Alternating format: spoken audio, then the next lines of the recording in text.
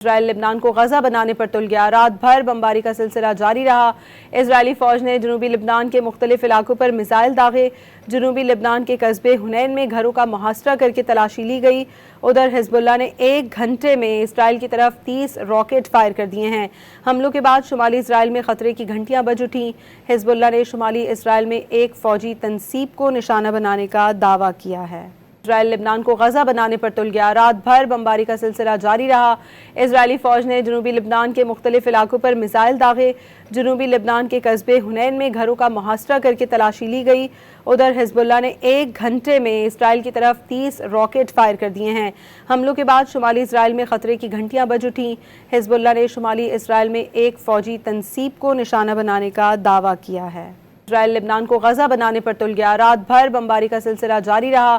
اسرائیلی فوج نے جنوبی لبنان کے مختلف علاقوں پر میزائل داغے۔ جنوبی لبنان کے قصبے حنین میں گھروں کا محاصرہ کر کے تلاشی لی گئی۔